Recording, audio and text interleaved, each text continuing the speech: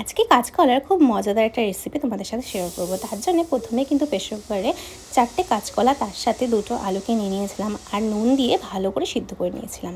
এবার এগুলোকে ভালো করে ছাড়িয়ে ওর মধ্যে পেঁয়াজ কুচি, আদা কুচি, রসুন কুচি আর যা যা বেসিক মশলা থাকে তার সাথে নুন আর চিনি দিয়ে ভালো করে মেখে নেব।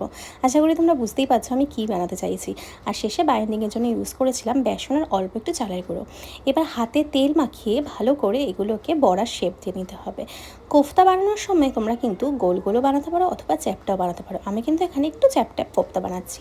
কাঁচকলার কোফতা ভাজা খেতে কিন্তু দারুণ লাগে, কিন্তু আজকে আমি এগুলো দিয়ে ঝোল করব। তো দেখো এখানে অনেকগুলো কাঁচকলার কোফতা হয়ে রেডি। এবার এগুলোকে গরম গরম তেলের মধ্যে দিয়ে দিচ্ছি। এগুলো অলরেডি সিদ্ধ হয়ে রয়েছে, সেই জন্য এগুলোকে 3-4 মিনিট ভালো করে ভাজলেই কিন্তু সুন্দর লাল লাল কোফতা আমাদের রেডি হয়ে যাবে।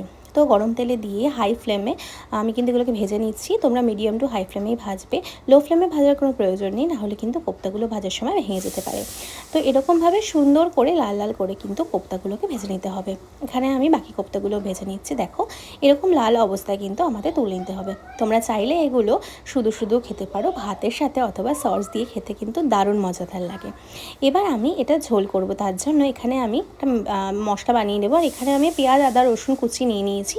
আর এখানে মশলা নিয়ে নিয়েছি, যেখানে আমি টমেটো, কাঁচা লঙ্কা, লঙ্কার গুঁড়ো, কাশ্মীরি লঙ্কার গুঁড়ো, নুন, চিনি, হলুদ, জিরের গুঁড়ো, ধনের গুঁড়ো সব রকমের বেসিক মশলা একসাথে অ্যাড করে নিয়েছিলাম। এবার তেলের মধ্যে এখানে গোটা গরম মশলা, জিরে আর তেজপাতা ফোড়নে দিয়ে নিয়েছি। ভালো করে একটু নাড়িয়ে নিয়ে এর মধ্যে অল্প একটু লঙ্কার গুঁড়ো দিয়ে নেব কালারের জন্য। তারপর এখানে যে কুচানো জিনিসগুলো রেখেছিলাম অর্থাৎ পেঁয়াজ, আদা, রসুন সেগুলো দিয়ে দিচ্ছি। এগুলোকে লাল লাল করে ভালো করে ভেজে নেব যতক্ষণ না পর্যন্ত এটা সুন্দর একটা লালচে রং ধরছে।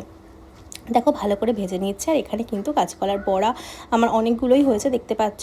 আর এইদিকে আমার পেঁয়াজ ভাজা কিন্তু প্রায় কমপ্লিট। এর মধ্যে এবার আমি এই যে মশলাগুলো রেখে দিয়েছিলাম সেটার মধ্যে হালকা জল মিশিয়ে ঢেলে দিয়েছি। ঢেলে এবার এটাকে মশলার কাঁচা গন্ধ যাওয়া অবধি ভালো করে ফুটিয়ে নেব। এই দেখো এখানে কিন্তু এটা হয়ে গেছে। এরপরে আমি এর মধ্যে কিছুটা দই অ্যাড করে দিয়েছিলাম। দইটা অ্যাড করার সময় অবশ্যই গ্যাসটাকে বন্ধ করে দেবে, নাহলে দইটা ফেটে যেতে পারে। এবার দইটা দিয়েও কিন্তু আমরা কিছুক্ষণ একটু কষিয়ে নেব যতক্ষণ না তেল বেরোয়। দেখো আমার এই ঝোল থেকে কিন্তু অনেকটাই তেল বেরিয়ে গেছে। এবার এর মধ্যে আমি পরিমাণ মতো জল দিয়ে কোপ্তাগুলোকে ছেড়ে দিয়েছি। কোপ্তাগুলো কিন্তু শেষের দিকে দিতে হবে, না হলে ভেঙে যেতে পারে। কোপ্তাগুলোকে দিয়ে বেশ কিছুক্ষণ ফুটিয়ে নেব। তারপরে এর মধ্যে দিয়ে দেবো ঘি এবং গরম মশলা। আর এভাবেই কিন্তু আজকে আমার কাঁচকলার কোপ্তা কারি একদম রেডি। তো তোমরাও কিন্তু বাড়িতে ট্রাই করো, এটা কিন্তু খেতে দারুণ হয়। যারা খাও তারা তো অলরেডি জানো, আর যারা খাওনি তারা কিন্তু আমার রেসিপি দেখে অবশ্যই ট্রাই করতে পারো। আর সকলে জানিও তোমাদের এটা খেতে কেমন লাগলো। Bye bye. আজ